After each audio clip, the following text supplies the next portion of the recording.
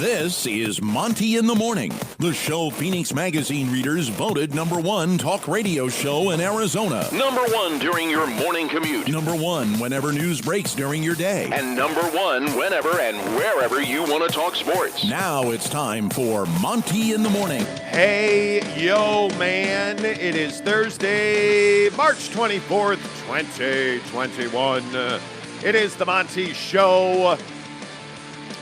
How do we, are we sullen over the Jazz this morning, getting absolutely swooped in Boston last night? We'll talk all about that. Please shop our affiliate links in your podcast or YouTube description below. By the way, is COVID done? Is coronavirus over? I think it depends who you ask. That's what I think. Well, in the NBA, apparently it's over because Kyrie, the Mets, and the Yankees are all going to be able to play at home. We'll talk about that coming up. Make sure you hit subscribe. We're giving away a PS5 on this very program right here on your old YouTube machine. We're giving away a PS5. I am pretty humbled by the number of subscribers we've picked up on YouTube in the last month or so. Mm-hmm. It's been pretty meteoric. We're at somewhere around 3,620 something, I think, or whatever. Right. And it's been impressive. And yeah, sure, we're bribing you. We're at 3,625. We're bribing you with a PS5. Maybe that's why you show up. We prefer to fantasize that it's great jazz content. Right. And you're entertained every day. Right. But you should subscribe. Give us a thumbs up if you're here right now. Today, we will pick a YouTube subscriber who gives us a thumbs up. You must be subscribed to the channel. You must give us a thumbs up. And we're going to send you one of our casual shirts, our merch that we still have. By the way, yes, I was asked yesterday if we still have it. Yes, we have casual shirts. If you buy a casual shirt, you get 5 entries for everybody else's 1 for the PS5. So make sure you give us a thumbs up. We'll give away a piece of Monty Show merch today for you. But without further ado, why don't we talk about the Utah Jazz? Because I felt like it was pretty shocking the way this team performed at Boston last night. They essentially no-showed. And I thought after the game, Donovan Mitchell's frustration was palatable. He talked about how, really all that matters is that they win games. And think about what's on the line in this ballgame last night. You are now tied with the Dallas Mavericks for the 4th and 5th spot. Who, by the way, you're going to run into in Big D on Sunday. But help yourself. Huh? I couldn't. But only after you go to Charlotte on Friday night in what is a real important game now. That game in Charlotte, if there is a must-win in late March, this is it. After you've dropped 2 duds to the Nets and now Boston, you're going to Charlotte, Jake, on Friday night, and I just think it's not optional to win that game. Yeah, and I think it's a classic trap game. I think it's a game on the schedule where you're like, yeah, we're going to beat Charlotte, and Charlotte's going to come out and run up and down the floor, and you're not going to have an answer for that. Just like, you didn't have an answer last night. And I think that the thing that's so, concerning might be a strong word, but the thing that I just worry about is this team tends to go into this no offense, just kind of play pickup basketball vibe offensively. Like, that's kind of what they do. They just sort of set a screen, meander around the floor, and that's pretty much it. And that's not going to get it done against, teams who play good basketball. And I look at Charlotte, and everyone on the show is probably going to be like, oh, well, it's Charlotte, and they suck, and they're not good. Well, I got news for you. Charlotte can play a little bit. They've got guys who can beat you, and they've got what they have that you don't. Is athleticism. That's the biggest thing. They want to run. They want to get that first step right by you. They want to drive to the basket. They want to posterize somebody, and that's the thing that I really worry about when I look at, can the Utah Jazz keep the 4 seed? Like, I don't know, man. Like, I think that you're now tied with Dallas, and Dallas has proven through their East Coast trip that they did better than you've already done, which is kind of what we thought would happen, but, we had to see how it played out. So I just think that the Jazz are in this period of time where you're missing Bogdanovich, you don't have Daniel House Jr., you don't have the full allotment of guys, and you're dealing with that. Last night, it would have been really nice to have Daniel House Jr., guard Jason Tatum. That would have been really, really nice to have, but you didn't have that. Last night, it would have been really nice to get some, Bogdanovich threes out of the corner on some Don driving kick. Like, that's the other thing I noticed. The driving kick game just disappears when Bogdanovich isn't on the floor, So I don't know. I think that, the Quinn haters are going to say that he doesn't make adjustments and he's not doing too much for this team right now. But I also think this is a lot on Donovan Mitchell. If we're going to sit here and talk about how he's a superstar and he's this, great player that they should build around, the guy needs to make some mental adjustments in game. You cannot continue to just keep doing what you're doing and think that that's going to help you win games like this. You notice that the Kevin Durant's and the Devin Bookers and the John Morant's and the Jason Tatums, when their guys are hurt, what do? They do step up. They do get their teammates involved. They do work hard to make sure that the offensive flow is right. And that's the place I'm starting to get to with Donovan. At some point, it's no longer good enough for you to just take the 30-footer. At some point, it's not good enough for you to just be selfish for, I think, 30 attempts or something last night? He took a lot of shots last night, as you would expect. But what would you have him do? I'd have there be a game plan for how they're going to run offense. But then B, if I'm Donovan Mitchell, I would continue to stay consistent with the driving kick. I would continue to try to get your teammates involved. Like, what else can you do? Because playing one-on-one against the Celtics is not going to get you a win. Everybody can agree that's not a recipe for success for them to beat Boston without Bogdanovich and Daniel House, right? So I think, okay, so there's a lot to unpack there. I don't believe that Donovan Mitchell is a selfish player. I do not, in any way, shape, or form. I just don't see him as a selfish player. I see him as a guy that has very few alternatives. I see him as a guy on the offensive end that has very little to no help. I see him as a guy that realizes if he doesn't score 30-plus points a game, they have no chance to win. And I think when you look at the guys that were on the floor last night, how many guys on the offensive end were actually willing? How many guys on the offensive end were actually making an effort? I will give Jordan Clarkson a lot of credit for trying to dunk on Daniel Tice. Now, that didn't end well, but at least he tried. I saw guys in Hassan Whiteside, Rudy Gobert, Royce O'Neal, certainly at times, just kind of trotting up and down the floor, not really having a plan. I do agree with you that it's shocking to me that, again, it turns into Don and everybody else the moment the smallest bit of adversity shows up. They just stop setting picks. They stop going to pick and roll. I agree with that. I disagree that there was no offensive game plan. I think it's easy when it's easy. I think it's easy to have fun and play loose basketball when you're winning. I think the very best teams in the NBA, and the Phoenix Suns showed this last night, the very best teams in the NBA don't change who they are because they're trailing. They don't change who they are because they're going through adversity.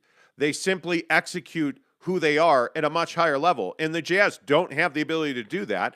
Injuries be damned, and I'm tired of talking about injuries, and I'm tired of using injuries as an excuse. Every team in the NBA has injuries. Is it an excuse that Anthony Davis is out, or are you out celebrating the Lakers sucking?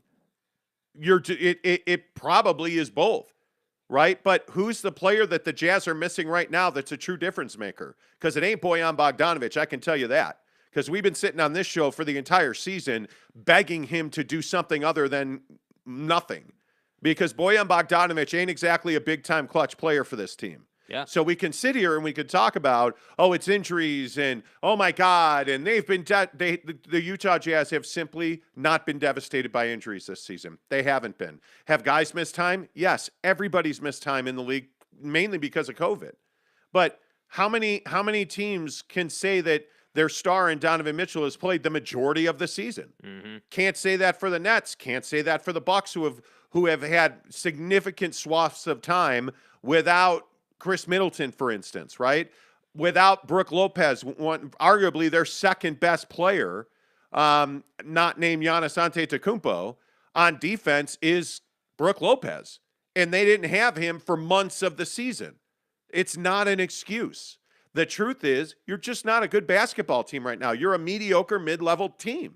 And when you show up last night and you look like the moment you walk out there to tip off that you know this is just going to be chalked up as a loss, because that's what it looked like to me. Yeah. That's why you lost the game last night. It's not that you lost and you got blown out. It's that you got blown out because you didn't believe you could win the game even when you got off the bus. So let's not make excuses. As Twitter was alive last night with, oh, well, this team just plays down to its competition. Bullshit. If you're playing down to your competition, that's a coaching problem. Mm-hmm. Oh, well, this team just doesn't get up for the regular season anymore because they know now after last year was last year. You're about to become irrelevant. I got news for you. You lose the 4th seed and you're out in the first round. Mm-hmm. You are out in the first round. Facts. Because they're not going to Dallas. And I wouldn't just write off Denver, by the way, because if the Jazz wind up in a 3-6 matchup, just write it off because it's over. And I don't know how to break it to you. Did anybody watch what Memphis without Ja Morant did to Brooklyn last night? On the road in Memphis with Kyrie, did anybody see what Memphis did to Brooklyn last night? Memphis is an elite basketball team. Memphis is not a team you want to wind up in a 3-6 matchup with. Golden State's not a team you want to wind up in a 3-6 matchup with. You just don't. And if you watched Devin Booker last night, do it again, and this time in Minnesota against one of the better teams in the NBA, in the Minnesota Timberwolves since the All-Star break. Devin Booker dominated that team, and the Suns were behind, and they came back and they won because they executed at a high level. So we can sit here and we can play these games and we can talk about how, oh, they just don't value the regular season. It doesn't matter. You're completely wrong. Mm-hmm. If that's your take, you're completely wrong. Yeah, no, I think they value the regular season at a high level as well. I completely agree. I agree that injuries aren't necessarily an excuse. I think that the thing, like I was saying, I mean, the biggest thing to me is I disagree. I didn't really see a real offensive game plan last night. Like I do agree that when adversity hits, they do go away from whatever the game plan is. But I didn't really feel like there was a real concerted effort to try to create, advantageous matchups or any sort of, it's a strategy to say, all right, we're going to have Don play the 2. We're going to get him the ball once we cross half court, and then we're going to try and drive and kick and swing the ball. That's a strategy, But I don't feel like, and I feel like this happens a lot with this team. I feel like whatever the strategy was, it's gone 5 minutes into the game.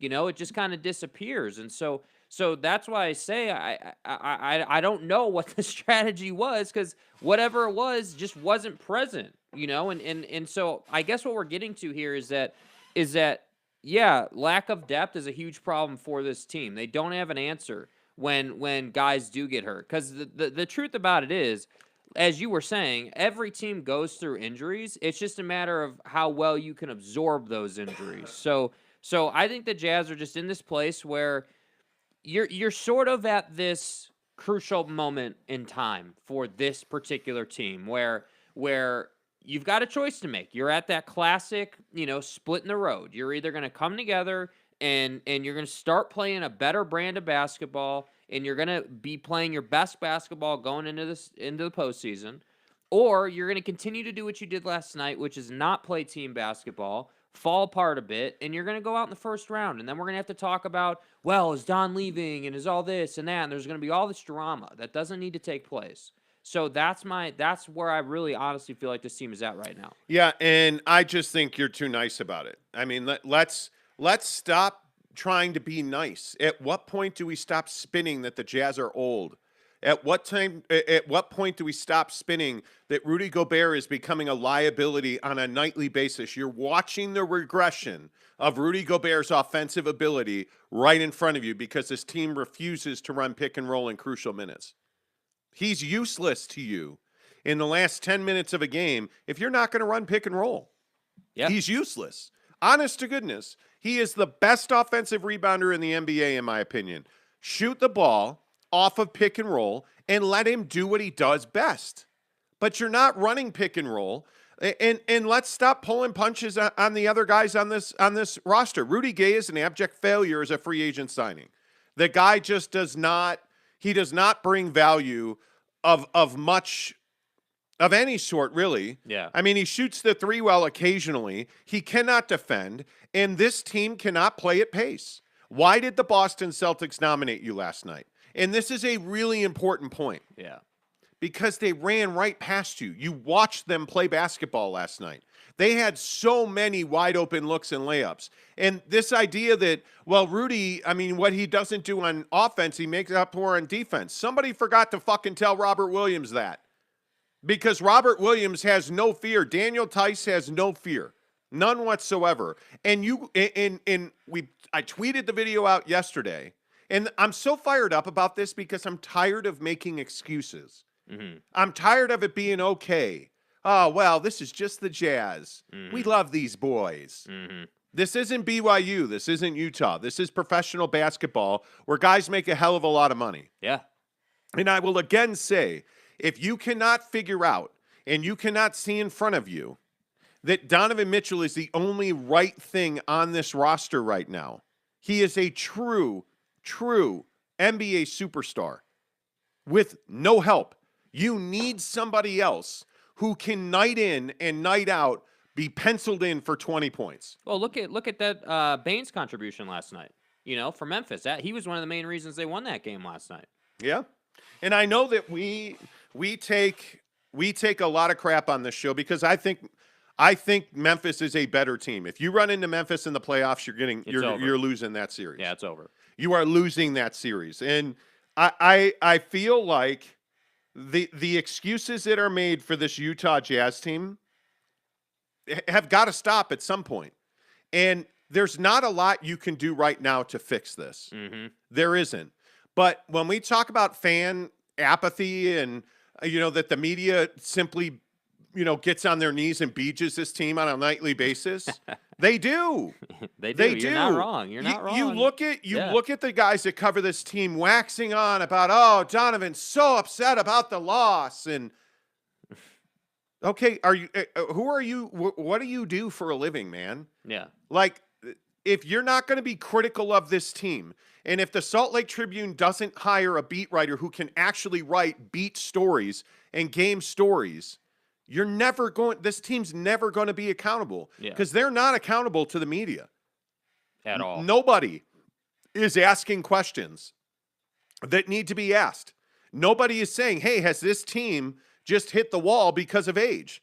Are you 2 years past what should have been a rebuild? Mm-hmm. And is it going to cost you Donovan Mitchell to rebuild this summer? Because this team this year hasn't been, I mean, they have, I don't think it's too harsh to say that this team has been a shell of itself, or a shell of what this team was 2 years ago. Like this team this year is a shell of what the bubble team was, right? This team this year is a shell of what last year's team was. We don't see the dominating 3-point performance. We don't see the pace of play being really high. You don't see diversity. The Boston Celtics are the best defensive team in the NBA.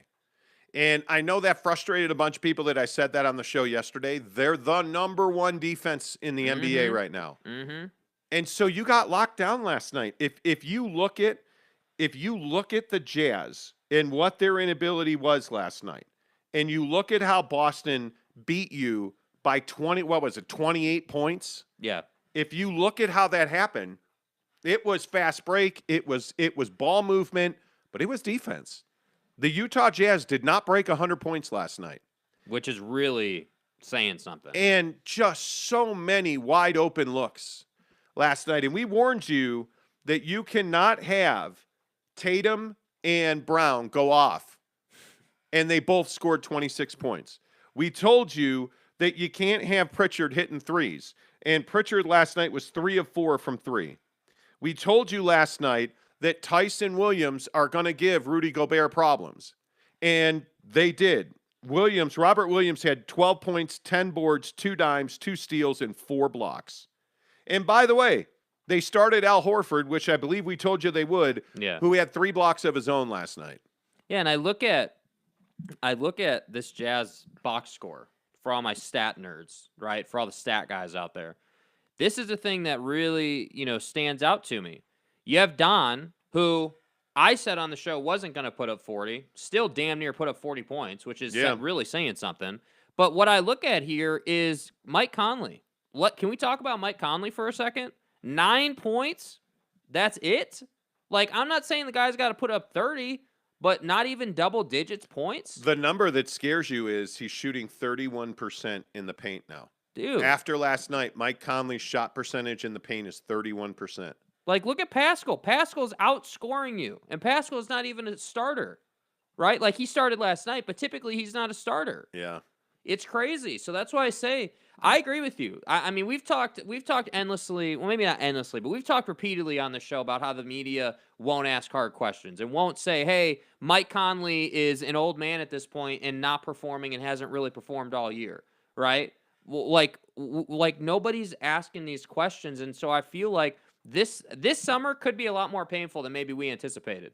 This summer could be because I'm telling you, this summer they are going to completely remake this roster. Because I maintain that if you continue on this trajectory right here and you go out in the first round, this summer is going to be gnarly. Like, I don't think it matters what you do in the playoffs this year. But I'm saying how it feels. Either way, they're blowing this roster up. There's going to be major change that, like, you can just book that. Yeah. But I'm saying how it feels to the organization and to the fan base. If you get blown up the rest of this season, you get not embarrassed, but like, let's say that you run into Memphis in the first round and you get bounced with only one win in the playoffs this year.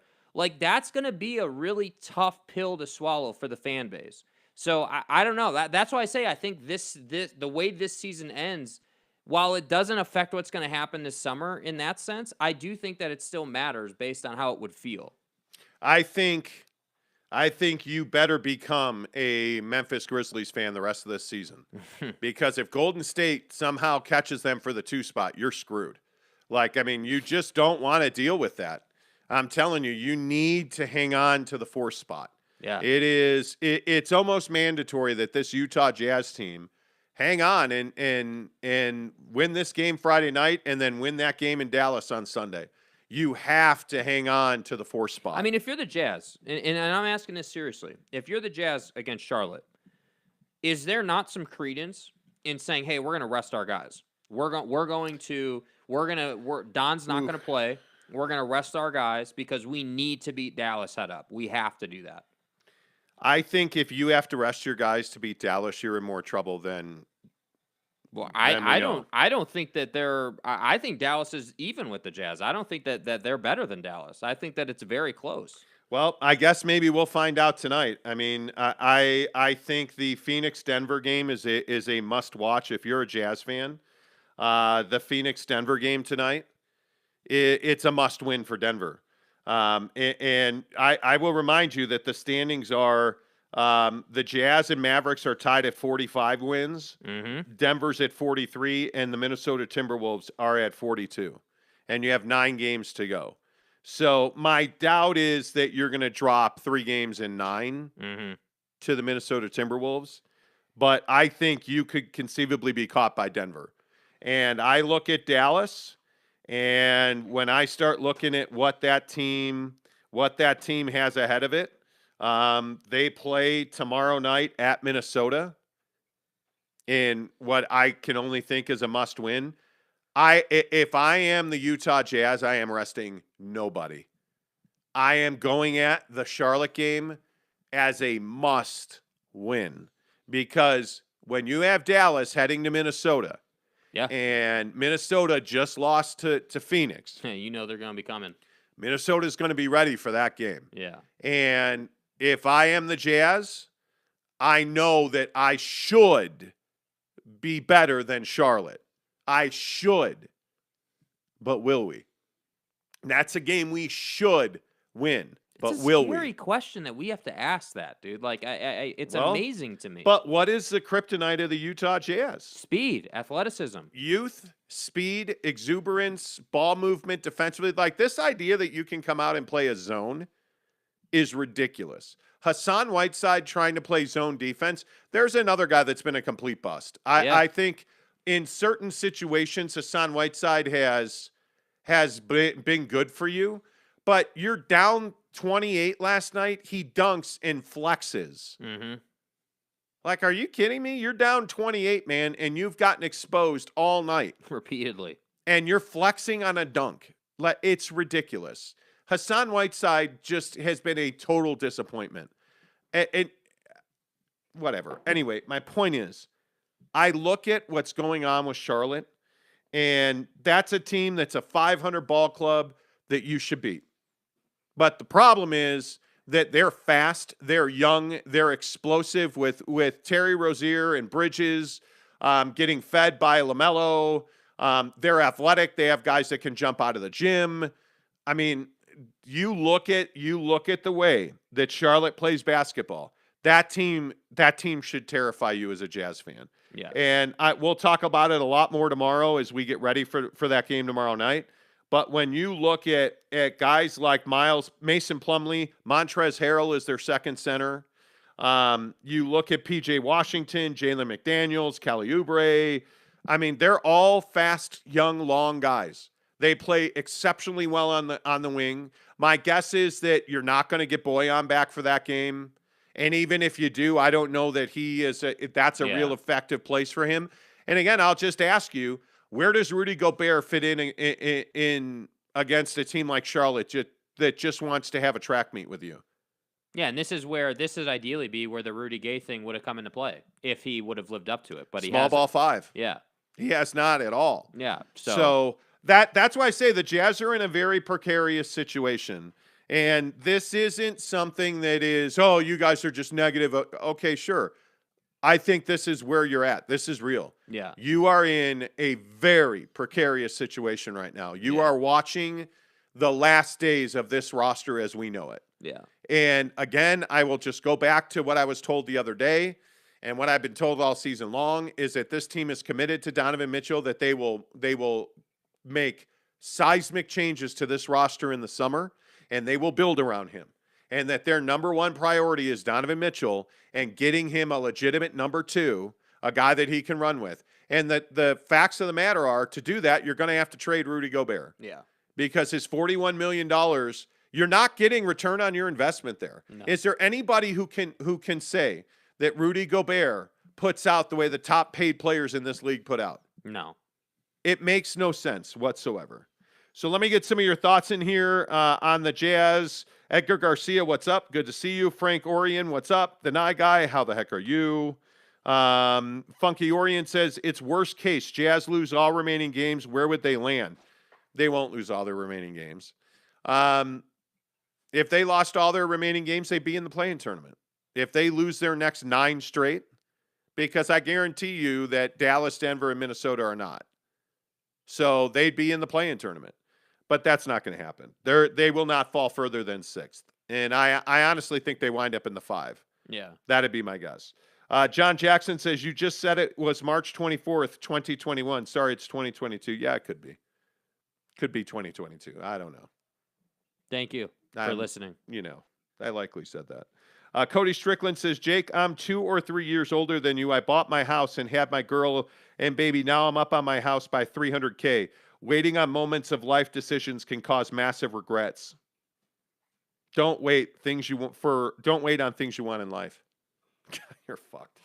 I mean, I think it's just a, quick sidebar here, I guess. I mean, I'm not waiting necessarily. It's more what's the right decision, because I can tell you right now, I don't need to buy anything. I don't need to. It's not like I have some huge family living in a tiny place. It's just me, Really, the conversation more stems around what the right decision is. And my feeling more and more is the right decision is to buy a place, to rent it out, and get income from it. That's my feeling on it. But, I'm not really waiting on things. It's more just tactical, I guess. Yeah, and I also think, I also think one of the more interesting parts of this conversation is, what do you do with? We should talk about this at a different time, because I don't want to derail us. Like, right. You and your not in love girlfriend who's not your wife, or you don't love her, I should say. Anyway, the Nye Guy says, I was most annoyed with Whiteside. He simply looks like he could care. He looks like he could not care less. Yeah. He says he simply looks like he could care less. No, he could not. He's not capable of caring less than he looks like he cares. I would have sent him to the showers in the first quarter after letting nearly everyone buy him. Your other message was filtered. Frank H., your message was filtered. I'm getting a sense that there's a lot of cursing happening in the comments. Guessing. The night guy says Forrest was putrid last night. He was not good. No. Last night was a perfect example of why we need a second reliable 20-point-a-game scorer, Mesh says. But that's supposed to be Mike Conley. That's what we're saying. It is supposed to be Mike Conley. But, I mean, if it's you, how do you fix this team? Yeah, I mean, I think that's a really difficult question to answer. But I agree with you. I think the path to fixing the team starts with Rudy. I think that contract for, I mean, how long is it? When did he sign that? Was that a year ago now? No, yeah, it's today. I mean, this season is when it started. This is year number 1 of that contract. Like, the day I remember, and it's on our channel. You have to go back and find it. But we said that day, and I specifically said that day that this contract will prevent them from winning a championship with this roster. And not only has it prevented them from winning a championship, they haven't even sniffed the NBA Finals. Hell, you haven't even sniffed the conference finals, So you are no better off today than you were the day he signed that contract. I agree completely. You're just not. Yeah, I completely agree, and I think the path to fixing this team is through trading Rudy Gobert. The guy, you can't have $41 million a year for a guy who doesn't impact the game offensively. No, I would agree with that. I don't know. Mesh, welcome to the show. Good to see you. John Jackson says it's very hard to win if only one person scores over 20 points. They were into the second half and nobody was in double digits besides Donovan Mitchell. Yeah. So, Gene Streamer Gamer says, hello, gentlemen, watching all the way from the Philippines. Good to see you. Jeremy Bolton, I'm done watching the regular season. I just don't care anymore. I'll start watching the Jazz again when the playoffs start. Well, you should care. The regular season this year, where this Jazz team is, you're not the number 1 seed in the NBA anymore. So you now have to fight for home court advantage early in the playoffs. And I'm telling you, Friday night is a you want to know how much this team respects Quinn Snyder? Ask me when that game's over on Friday night. You want to know about leadership and testing people's mettle? Ask me on Friday night when that game's over. Because leadership and generalship from your head coach and the coaching staff down to the players, that's going to determine win or loss on Friday night. Because the thing that should stand out to you and should be terrifying is the body language of this team last night was terrible. Terrible. And if you roll out with that same body language, and my guess is you won't because you don't respect Charlotte the way you should.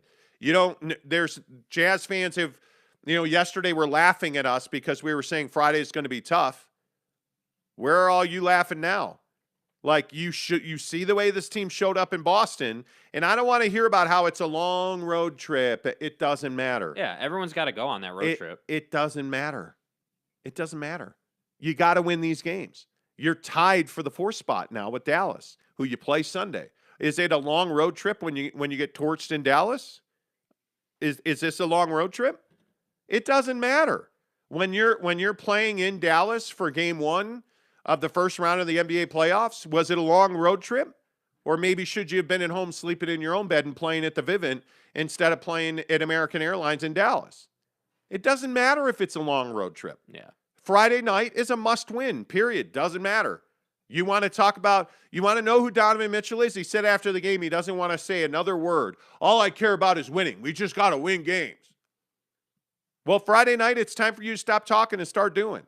It's time for Rudy Gobert to be this guy wants the basketball. And I retweeted a clip of him from shoot around yesterday where he talked about how, you got to get me the ball. No, we actually don't. No, we don't. You're not good offensively. Nobody's getting you the ball offensively. But then again, nobody will call him out on that. Nobody will say, well, hey, do you realize that your turnover percentage off the dribble is significantly higher? Do you understand that when you get the ball, when people lob you the ball in the post, you drop it below your shoulders and guys are swiping you? Well, that should be a foul. Well, croissants and fucking lox and bagels. I don't care. It's not a foul because they don't call it. Like, his entitlement offensively is mind-blowing to me. Yeah. Rudy Gobert can't dribble the ball. His footwork is terrible on the low block. He cannot finish off the dribble. He cannot finish when he's got to turn and step through. And if he doesn't catch and dunk it, he's not finishing. Yeah. He's not. And I love that the guy shoots free throws better now. But what does that mean when you're losing by 28 points in Boston? Congratulations, Rudy. Congratulations on, you absolutely making free throws last night. Man, maybe we should give you $41 million more now. Like, what does it mean that he's like, everybody's like, oh, you don't give him credit for making free throws. Okay, cool. I gave him credit for making free throws. Did you win the game in Boston? Did you lose by 5? No, fuckers. You lost by 28. What does it mean? What does it mean?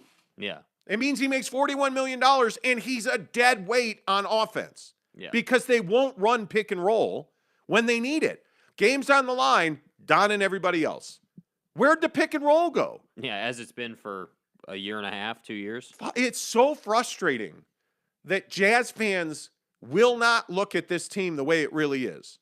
And I've covered a lot of pathetic fan bases. Like, there is no more intolerable fan base than the LA Laker fans. None. They think they are the greatest thing ever. I'm telling you, Jazz fans, you got to come to reality.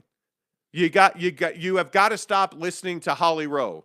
And you got to stop listening to Bowler Jack rave on about how great Rudy Gobert is and he's disrespected. He's not disrespected. He's actually not disrespected. During this stretch of games where you have played less than stellar basketball, what has Rudy Gobert meant to you? Well, he's meant that he's kept you in games defensively, right? Oh, that's right, until you lost by 28 in Dallas and you gave up 125 points. Mm-hmm.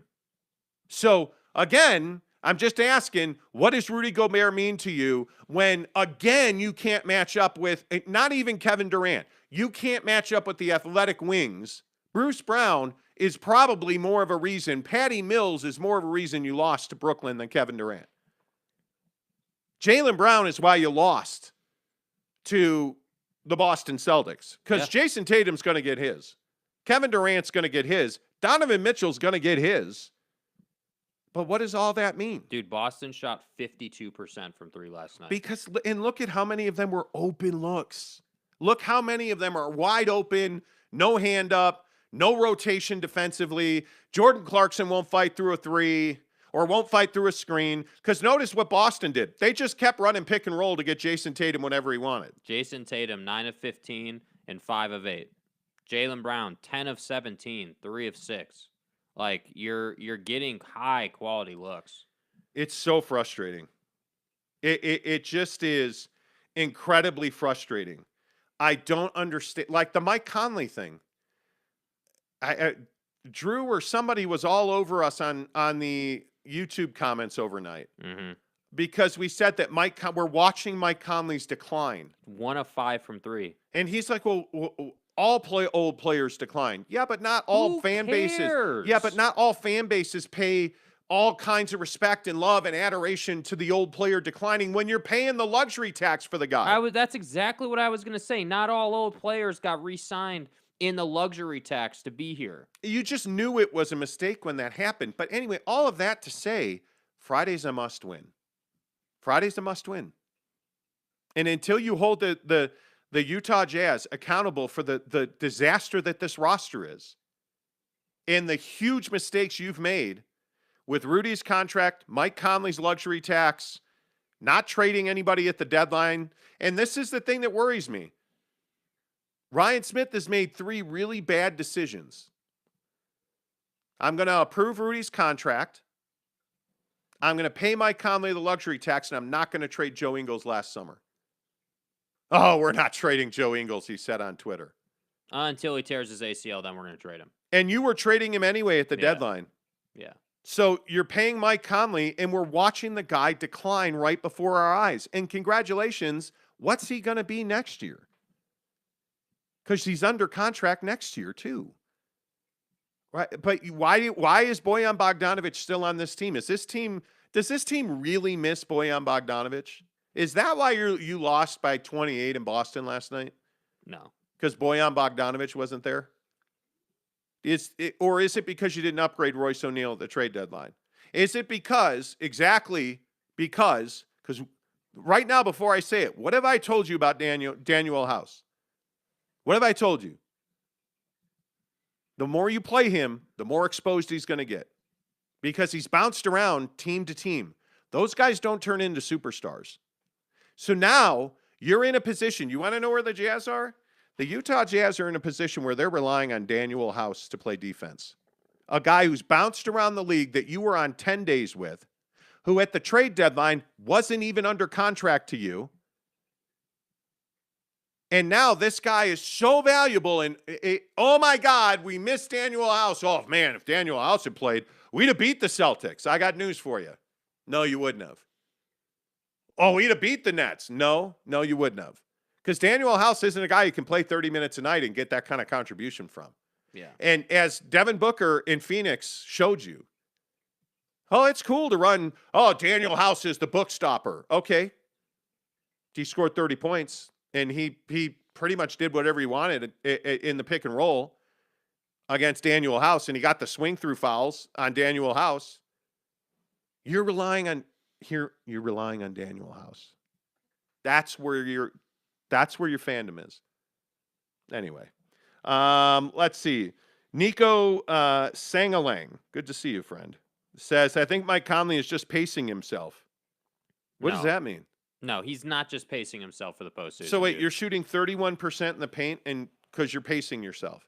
Pacing yourself would be playing lower minutes but having high efficiency nights. You're having in the second half one of the worst three-point shooting streaks of your career because you're pacing yourself. No. Nico, don't be that guy. Guy says trade Conley, Gobert, let Forrest walk, play Butler. Maybe. I don't know. James Knight says Jazz by 20 over Charlotte. Okay. I hope you're right. The Guy says, Nico, I sure hope because he's playing like hot garbage lately. About Mike Conley, the problem with Mike, and you can see it, is that Mike has lost confidence. He doesn't believe that he can finish in the paint. Mike is going to make threes. That is what he does best. The problem is that you need somebody to finish in the paint. It's Donovan Mitchell's kryptonite. He's not a guy that routinely gets in the paint. And like that was the thing that really stood out to me last night is you're watching Jason Tatum and Jaylen Brown dominate in the mid-range. Just torture people. And you flip on the Suns and the T-Wolves and you're watching Devin Booker dunk on dudes. You're watching Devin Booker post up, hit a turnaround fadeaway. That turnaround fadeaway leads into a head fake, a step through, and a foul on an up and under. Who's the Jazz up and under mid-range in the paint? Who's their back to the basket guy? Do they ever throw the ball into the paint with somebody's back to the basket? No. They don't. They don't have that. This team has nobody to throw the ball to in the paint. They tried with Bogdanovich. That's not his game. They don't, because what happens is when you're slow and unathletic like the Jazz are, it clogs up the paint. And when you don't have gifted drive and kick, the only guy that really drives and kicks on this team is Donovan Mitchell. Yeah. Because what happened last night when Jordan Clarkson went into the paint repeatedly? There were some nice makes, floaters. That he has that in his bag. But more than not, you get dunked at the rim you get blocked at the rim trying to dunk on Daniel Tice. You turn the ball over. Rudy Gay horribly misses a three, gets the rebound, immediately throws a terrible pass across the paint for a turnover.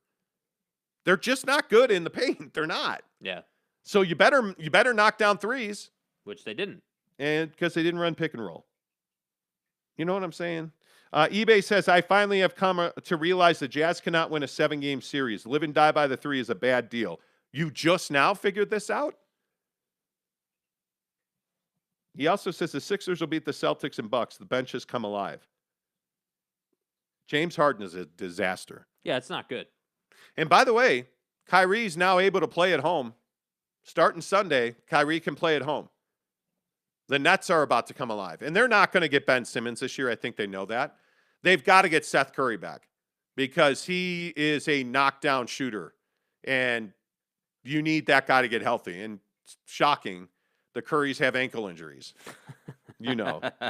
Conley and Gay need to go. Trade everyone but Donovan and Clarkson. Seriously, pisses me off. Guy says, I think at some point we have to discuss coaching in the system we run. Are players ignoring him or doing everything he says? It's time for a new voice. I think it's time for a new voice with this group. Yeah. If you change this group over the summer, there's no reason to let Quinn Snyder go. But if you just, I ask you again, like who is it that who's the problem on this team offensively? Because there's only one answer to that, and that's Rudy Gobert. Rudy Gobert's your pick and roll guy. Rudy Gobert's the guy that should be at the center of your world. You know what's so fascinating though about Rudy is he sets these great picks, but like he's not actually a dominant pick and roll player. If you think about it, think about what it takes to be a dominant pick and roll player. So you got to have the lob game, right? You got to have the ability to go up, catch a pass, and dunk it. He's got that ability all day long. That's his absolute strength on offense. But think about what else makes a great pick and roll player. The ability to pick and pop. The ability to pick and pop but not take that shot and pass it to the corner, right? The ability to understand spacing and move the basketball. That's the thing that layer of offense this team hasn't had since this group was conceived because of Rudy's shortcomings. You look at, like, I look at DeAndre Ayton or like you look at Joel or you look at Jokic. Why do you think those guys are in the MVP race? They're in the MVP race because they know how to move the ball. They can shoot the basketball. They can dunk the basketball. They can dribble the basketball. They're actual, like, basketball players. They can do more than just dunk. They're good at basketballing? Jesus, man. Jesus. Yeah, like, Jesus man. Jesus Shuttlesworth was really good. Like, I wonder when Rudy gets shipped out to a garbage team this summer, I wonder if that will be enough incentive and enough motivation for him to learn how to dribble a basketball or take a jumper. Like, it's amazing, and I've been saying this about Ben Simmons. I've been saying this about Zion. I'll say it about Rudy. You're an NBA basketball player. There is not an excuse in the world for you not to be able to have a jumper. But am I the only one that's shocked he's gone back-to-back games without a block? Am I the only one that's shocked that on this road trip he's not been the same guy? Even against the Knicks, he only had 9 rebounds. But again, he has no place in the Knicks game. No. What place does he have in the Knicks game? But then against the Clippers and the Bulls, he's 19 points, 16 boards, 14 points, 20 boards. Yeah. And what do you have in common there? Well, the Clippers and the Bulls don't have bigs. You look at the Knicks, Nets, and Celtics, they have multiple bigs. Yeah. And I don't know. I maintain he clearly is not 100%. Yeah. But Rudy Gobert is getting bigged by bigs. Like he's Mitchell Robinson owned that ass. He's getting moved. Oh, I don't even think it's Marcus Smart was moving Rudy Gobert off the block last night. And it's not even the Tice versus Gobert matchup that should worry you. It's that bigger, thicker guys are not scared of Rudy anymore. He is dominating guards in the paint. Like he's a fly swatter at that point.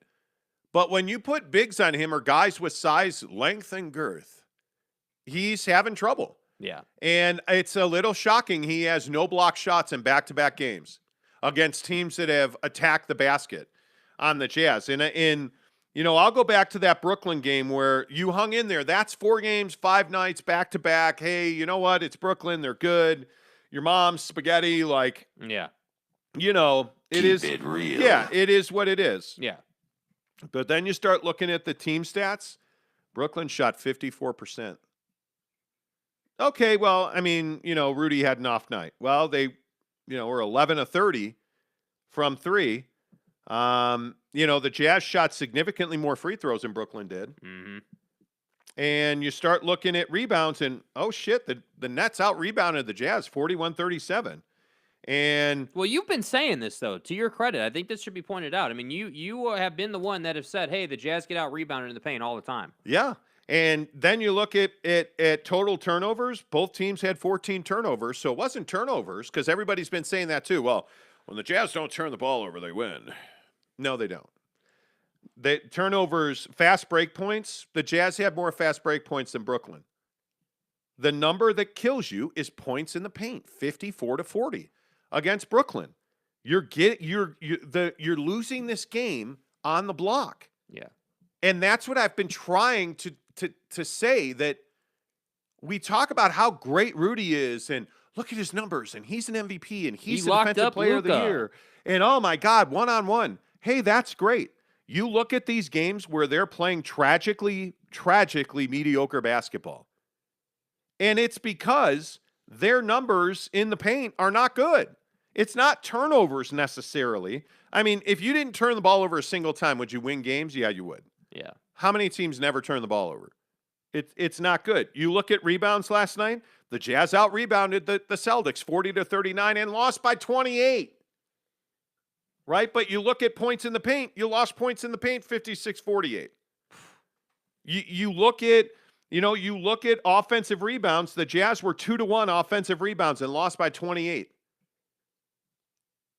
I just can't say this enough. Stop telling me about the value of Rudy Gobert when you're getting fast break points 13-6. Boston ran by you all night. Yeah. Rudy Gobert's value is quite low against elite teams that are physical and fast. And that's what worries you. Now, he should have a field day. He should absolutely have a field day in Charlotte because Plumlee is not a great player. He's athletic, and he's a volleyball player. He can jump out of the gym like Dwight Powell. But Rudy Gobert should have a 20-20 game. Bridges is the guy that worries me in that game. Yeah, you don't have a matchup. You don't have a matchup for LaMelo. You don't have a matchup. Like even Terry Rozier. Like it's going to be Don and Terry Rozier, and that's not a fun matchup. No. Because Terry's going to get his. And you look at the way that team plays, they bring layers of big men. And they commit fouls. And I think that's the question is, what happens if this Jazz team comes out in the first quarter and they're down 10? Because that's when I think all hell breaks loose. Yes. They're hoping, not good at playing from behind. I'm hoping that doesn't happen, but Rudy's got to have a massive game. If you want the ball and you want things to run through you, okay, Rudy, let's do it in Charlotte because they don't have good bigs.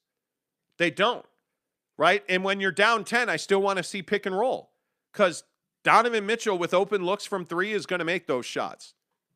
And you would think pick and roll with Mike Conley leads to three-pointers for him.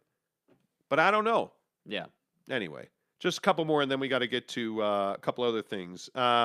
Jazz and Wolves are equals. Good record, but really, really soft. No, the Timberwolves, I think, are – the thing that the Timberwolves have is they're anything but soft. Mm-hmm. Karl Anthony Towns and Patrick Beverley will never be described as soft. And I can tell you right now, Anthony Edwards is still flying at the rim and attacking people. Yeah. I mean, D'Angelo Russell, he's found his assisting touch again. That team's good. I'm not saying they're better than the Jazz. I don't want to play them in a 7-game series. Yeah. I don't. I just Zero don't. interest in that. I don't. You can't blow wind up Donovan's ass and be critical about turnovers. But turnovers are not what's killing them. 14 turnovers in an NBA game is not that much. When the other team has 14 turnovers as well, it's really not that much. Yeah. You can't lose by 28. You can't. He says you can't blow wind up Donovan's ass and be critical about turnovers because we know who has the ball in their hands the majority of the time. Well, so what you're saying is that turnover-wise, you feel like that's mostly on Donovan Mitchell. Well, last night Don had 2. Royce had 2. Conley had 2. And Jordan Clarkson had 5. Jordan Clarkson's always got 5. Mm-hmm. Donovan Mitchell's not the turnover problem.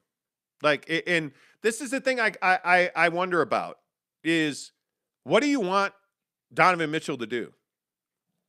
Help me understand that. Because last night, Donovan Mitchell, 35 minutes, 13-24, 3 of 12 from 3, 8 of 8 from the line, 6 boards, an assist, 2 steals, and 2 turnovers. 37 points. Jazz are a minus 29 last night. Yeah, maybe there's not much more you can do. But I just think that the feel of the offense has to improve. And that's not all on Don. I agree. But there's got to be something's got to change here. Something's got to break. Something's got to, push through. There has to be something has to move here. You're banging your head against the wall offensively every night. Well, and Giggity asks a great question. Who is the dog on the Jazz team that's ready to jump in an altercation? They don't have one. Yeah, that was Jay Crowder several years ago. It's not anymore. Well, what I think is funny is you have guys like Bojan Bogdanovic, and this is why I say go back to the idiocy of waving goodbye to fans. You're waving goodbye to Houston Rocket fans. One of the worst teams in the NBA, you're waving goodbye to their fans. You're flexing last night, down 28. You don't have that guy. You don't. You know, like you don't. Talking with Raphael podcast says YouTube should allow GIFs and memes in the comment section. Probably. Agreed. Probably. Well, Jeremy Bolton knows what the Jazz need. I'm telling you, he says. I think what the Jazz need to do in the offseason is with all the power they have to somehow, some way, get Alex Caruso. That's fucking interesting, man. My guy. Right on brand. Okay, the night guy says Bogey's a puss fart. Okay. Pascal can throw down. Pascal's a tough guy. I would agree with that. You know.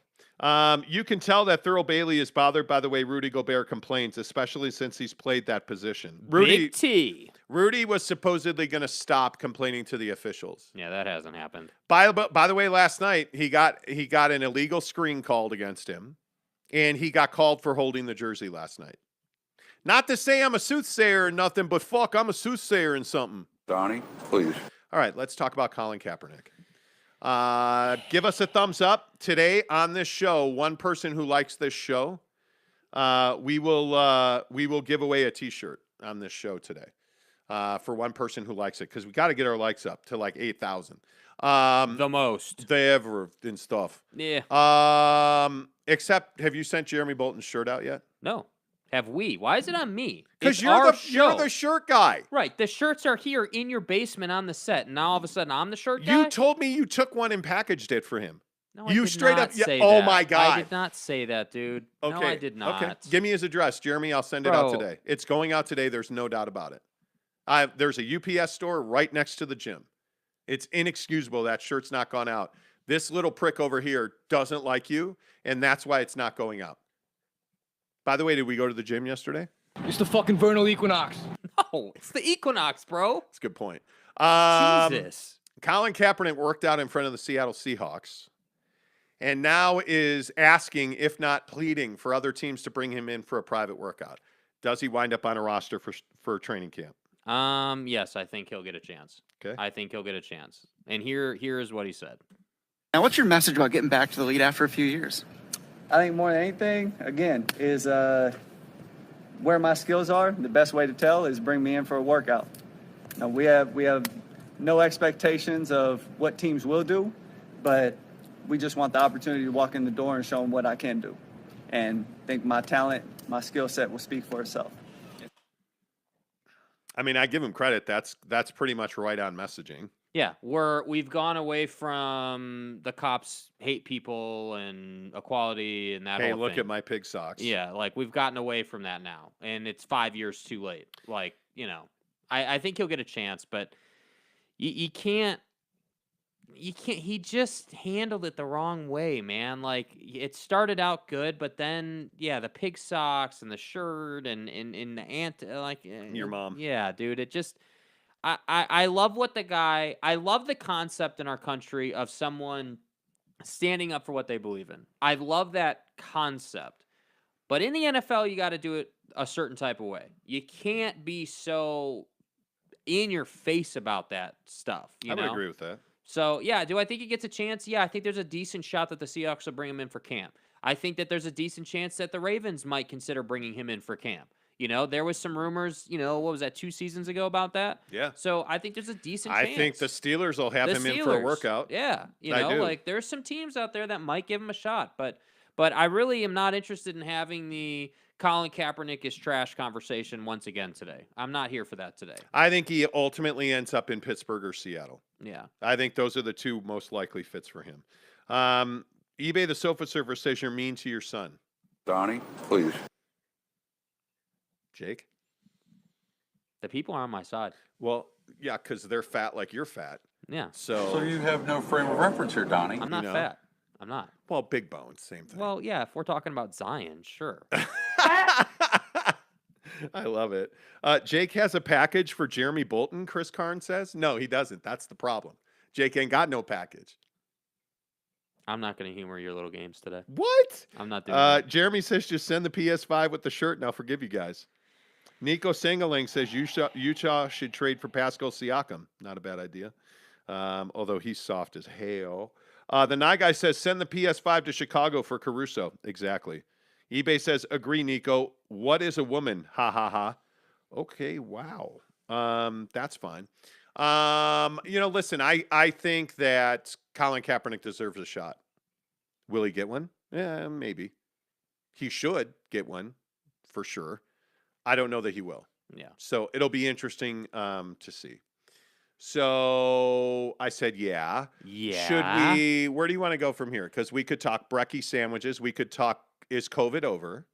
I think we should. Yeah, let's talk about that because that's a really interesting one with the Kyrie situation. Oh, okay. I was going to say breakfast sandwiches. Oh, well, we can talk chicken sandwiches, bro. So wait, is coronavirus over?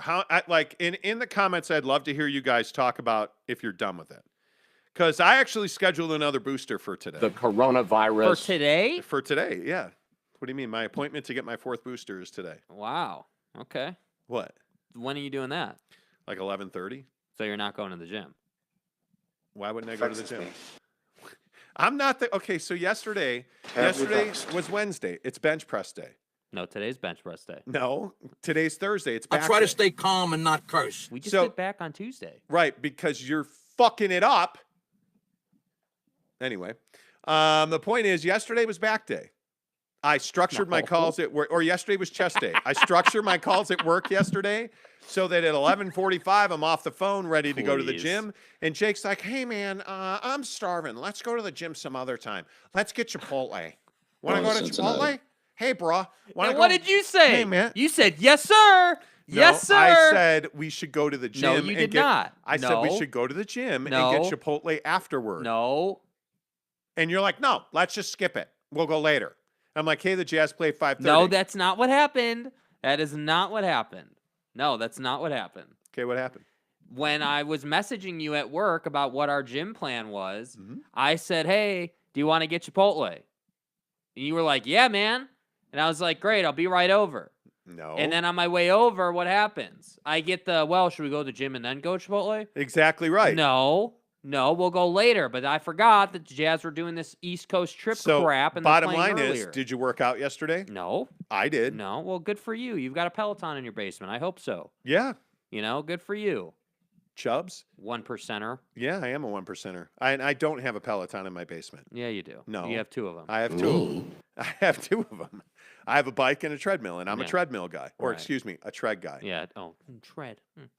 Yeah. But I'm telling you, man. Anyway, is COVID over?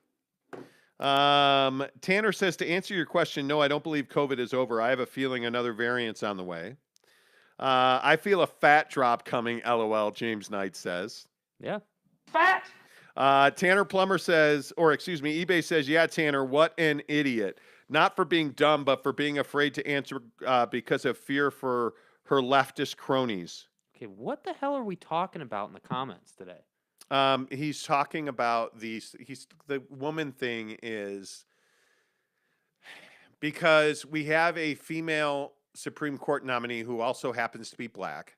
So no matter what she says, she's going to be criticized by guys like eBay because she's a woman and she's black, so she's not good enough. And anything she says is stupid or leftist or, libtardish. And there's Ted Cruz. This woman is at the pinnacle of her career. She is, by everybody's measure, Republican, Democrat, neocons, libtards. Right. Everybody says she's overly qualified, like the perfect candidate. Yeah. Unless you're Ted Cruz, who brings in a stack of books to her hearing the other day and is asking her opinion, reading passages of books, and then asking her opinion if that book is fit to be used in school to teach our kids. And she said to him, I'm not here to talk about books. I'm here to talk about my qualifications for the Supreme Court. Because what guys like Ted Cruz and Jim Jordan are trying to do is they're trying to create fodder for their campaigns so that they can have sound bites of them. Because ultimately where it turned out Ted Cruz wanted to go was, do you support critical race theory? Yeah, because she's black. because she's black. So of course it's an issue of race. Of course. And the problem is the Republicans don't want to talk about her qualifications because you can't go after this woman on her qualifications. So they make up stuff about, oh, she gave pedophiles easy sentences. Well, it turns out she didn't do that. Turns out that the cases you brought up were actually far more dynamic than you wanted to let out. And when she tried to say that, you said she was making excuses because, of course, she would never answer your question directly. And you talked about how, the last guy who came through here got embarrassed. And, well, it turns out he was a sexual assaulter who drank a ton and probably wasn't qualified to be on the Supreme Court. And yet now you have a woman who's black who doesn't want to talk to you about books and libraries. She wants to talk to you about her qualifications, which, by the way, is what she's there to do. And the best part about the whole thing is she doesn't need them. That's the best part. Yeah. And this is kind of what annoys me about our processes. This is a complete waste of time, what's happening right now, because of the current situation with power in Congress. It's a complete waste of time. She's going to get approved either way. So what are we doing? And eBay, of course, is doing what all Republicans do. Yeah, this should be right. It has nothing to do with her being black. Oh, yeah, it does, right, dude. Right. Yeah, it does. Yeah, no. I think your biggest problem with this woman is A, she's a Democrat, B, she's black, and B, she's black, and C, she's a woman. That's the problem. That's the problem. Yeah. So come on. It is. And that's what I love. See, that's what I love. Not to go on a hate on eBay thing, but that's what I love about folks such as eBay. You don't want to be accountable to your beliefs. You just want to torture people when they're in a hearing. And but that's both sides of the aisle, though. I mean, when you look at the Democrats, and I tend to agree with the people who talk about the fact that Biden, I don't think Joe Biden handled this particularly well. He should have talked about the fact that he was going to nominate the single best candidate for the Supreme Court. But Joe Biden wants to make history, and he wants to have a legacy as a president, which is now tied to Vladimir Putin, whether you want it to be or not. But he talked about how he's going to nominate a woman, a minority woman, for the next Supreme Court opening. And you know what, man? I just don't know that does a disservice to minority women, because now what are we talking about? That this woman's black, and the Republicans are fixated on the fact that she's a woman and she's black. And so you're digging up like everybody who's fact check all these cases about she's light on pedophiles. Yeah. Everybody who's fact checked those cases and her conduct in those cases gave her the highest possible rating. These are the same people who said the election was rigged, dude. In those, it started with 31 cases. I think they're down to like 8 cases or whatever on these pedophiles. But in those particular 8 cases, she got the highest rating possible for a judge in her sentencing. Yeah. The highest rating possible. Yeah. It's not good enough because she's a woman and she's black. Yeah. And they'll do anything to wreck Democrats. Okay. Who will do anything to wreck Republicans. Yeah. Great. Let's talk about chicken sandwiches. Okay.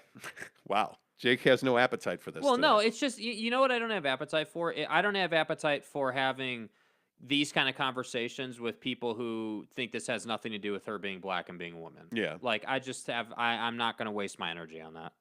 I'm not.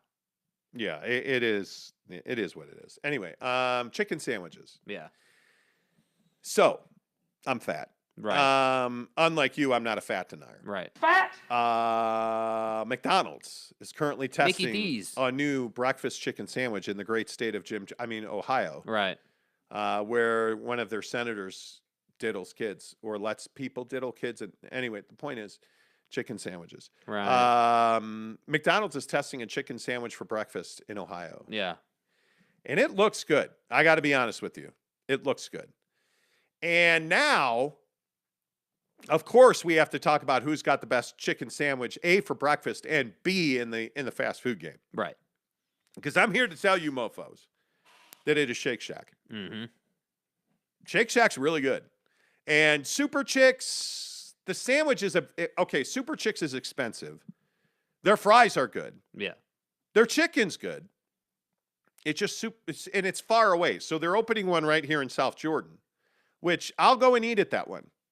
Because Super Chicks, I've been there one time, and the food was actually really good. Right.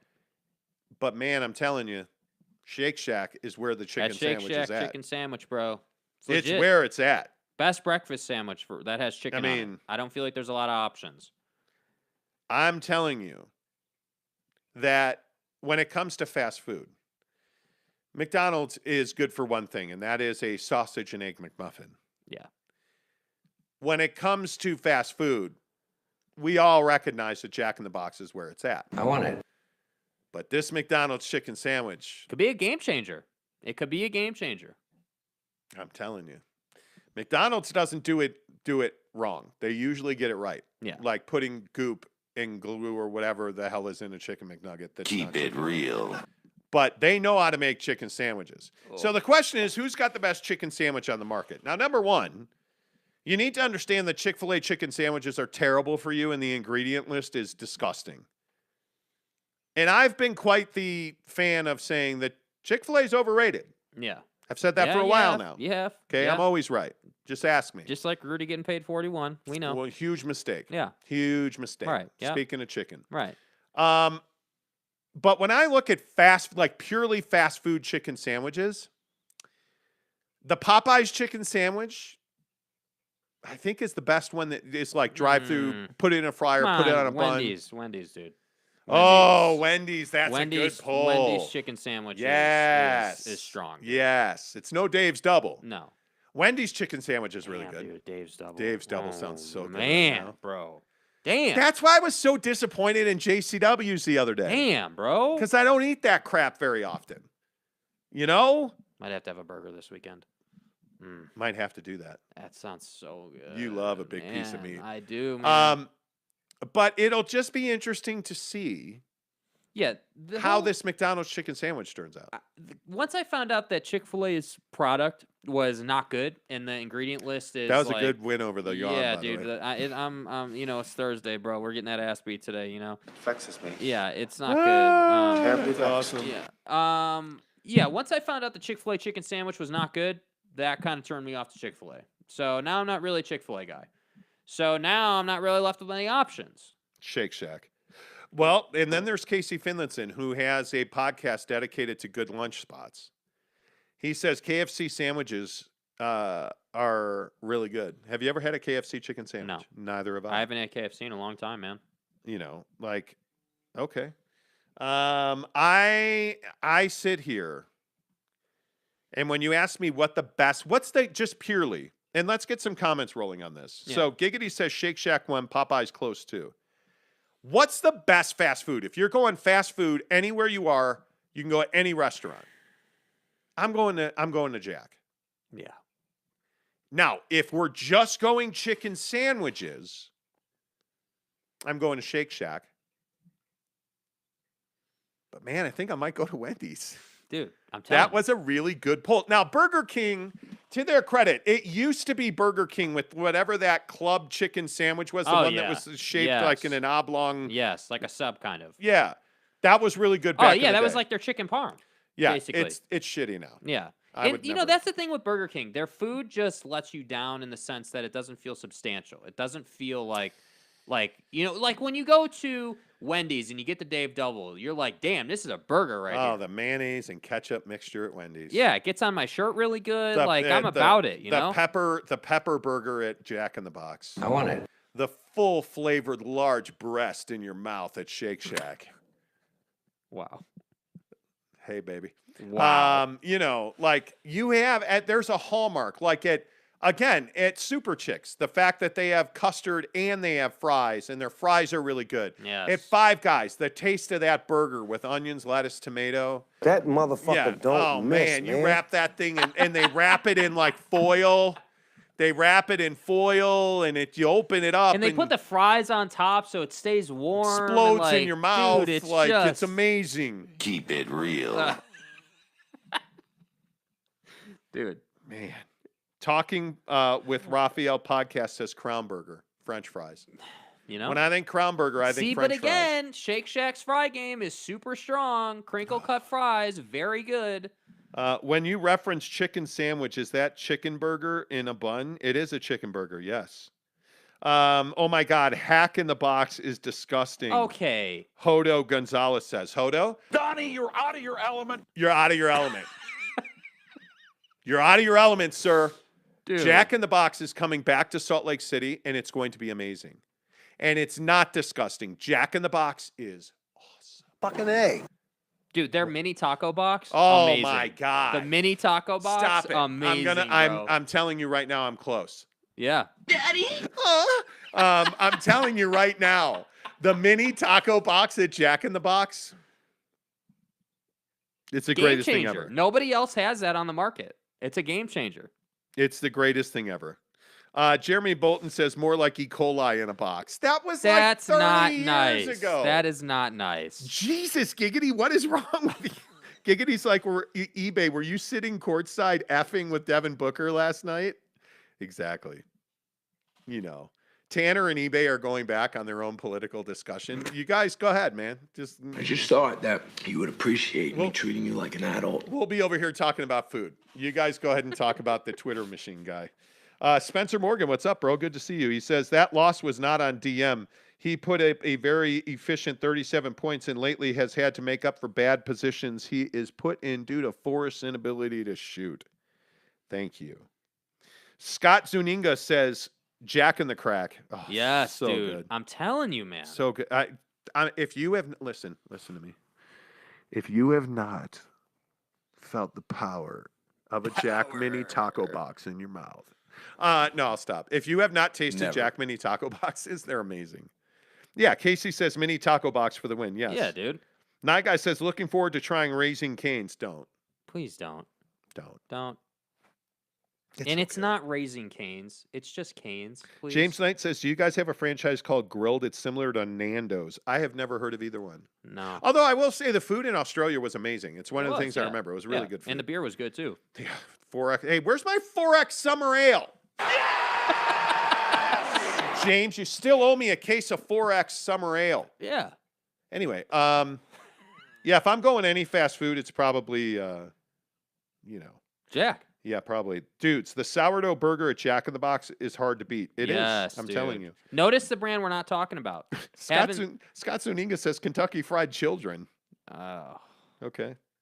Nico Sangalang says In-N-Out Burger.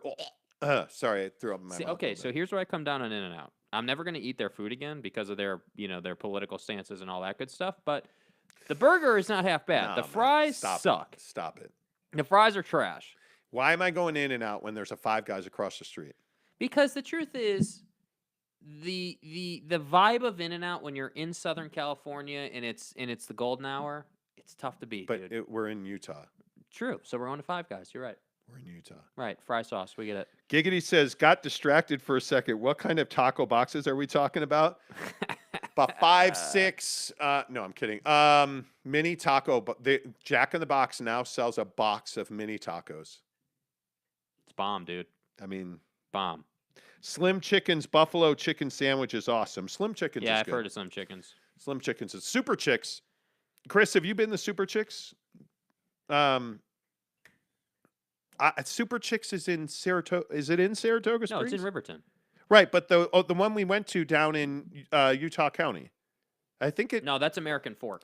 Is that American Fork? Yes. Yeah, that's American Fork. Yes, that's right. Casey Finlinson must have been to Super Chicks by now. Fat Jesus says, love me some box. So do I. All weekend long. Me? I think eBay would still like Trump even if he took a dump on a flag on national TV. Okay. What the fuck are you talking about? I don't know. You guys go and do your thing. You guys just, know. stay over there. It's cool, man. The Night Guy says wing coop is killer. Never had it. Jeremy Bolton, what does Mrs. Monty have to say about her favorite fast food? I don't know. She's not down here She's today. not down here She's today. not. She's skipping the show and derelict in her duties. Tanner, you know. Anyway, what are we going to have for lunch today now? I'm having a Chipotle burrito again.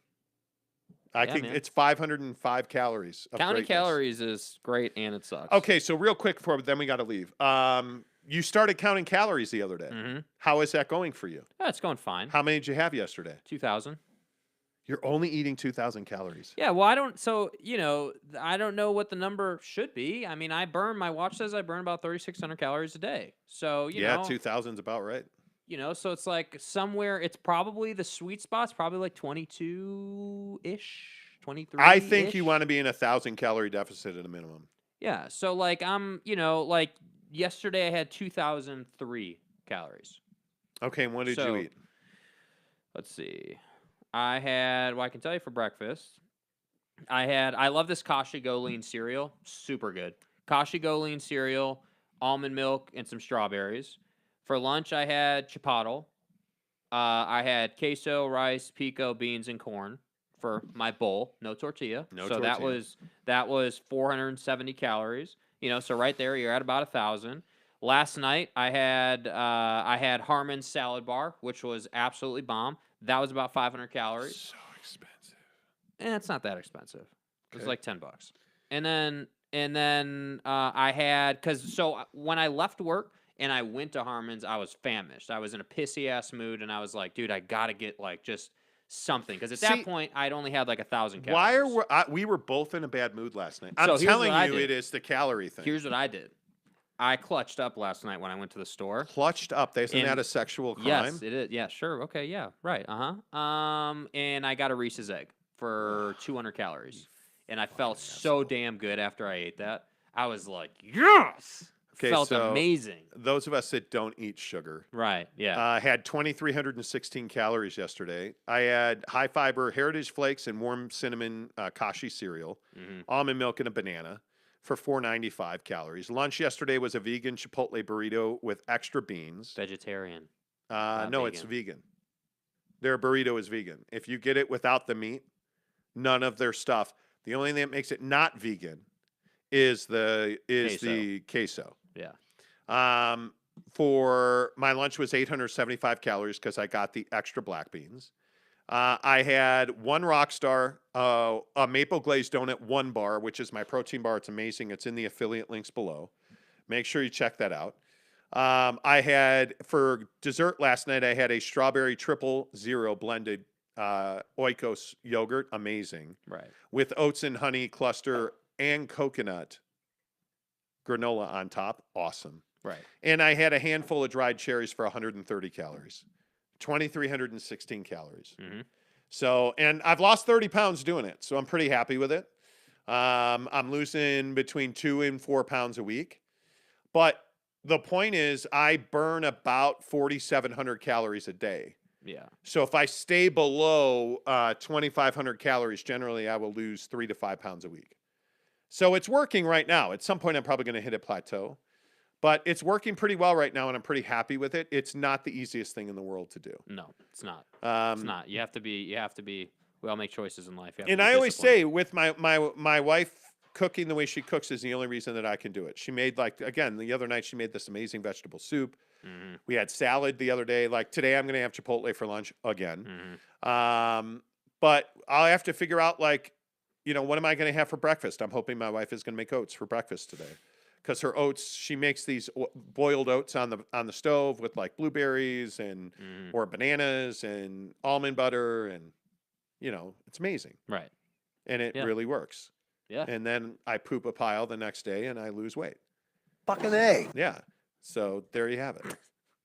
Wow. Calorie counting sucks. Wow. It is what it is. Casey says, guys, you need to try a thing called a super plate diet. It's fiber-rich diet where you can eat a lot of things you enjoy, just enhance your meals by adding fiber. The issue that I have is I'm not looking for a diet. I'm looking for something that I can do the rest of my life. And eating the way I'm eating now is sustainable into eternity. Doing what I'm doing now is not difficult. If we wind up opening this business we're trying to get done, or we stay at Yelp, or we turn into porn stars, I can eat the way I'm eating now. And I'll continue to lose weight. I will find my plateau. Hopefully, at some point in my life, I can get back to 3,000 calories a day. And yes, the difference between 3,000 and 2,500 is massive. It is significant. So I like eating the way I'm eating now. I feel good. I'm sleeping well. Although last night was hotter than hell for whatever reason. But yeah, it's all good. I do enjoy it. Congratulations on losing 20 pounds, Casey. That's nothing to shake a stick at. You just can't do that. And everybody's rooting for you. The Nye guy says, Casey, heck yeah. Nice job. Jeremy says, that's awesome, Casey. eBay the Silver Surfer says, no carrying flags and not guns into the Capitol is not quite an insurrection. Okay. Well, actually, it is. This is a sports show, remember? Yeah. So, and he's ripping lefts, the leftists. Yeah, I'm sure he is. Make sure you give us a thumbs up. Look at that, 28 likes. Everybody, if you give us a thumbs up, I'm going to give away a T-shirt today to somebody who gives us a thumbs up on this video. If you are on the audio podcast, send me a picture of you listening to the audio podcast, and I'll pick one person who does that and send them a Monty Show Casuals T-shirt. So send me a picture on the podcast, hit a thumbs up on the likes on the YouTube channel. We'll give you a T-shirt. Jeremy Bolton, you have my word that Jake is going to send out that shirt today. Until tomorrow, say screw you, Jake. Screw you, Jake.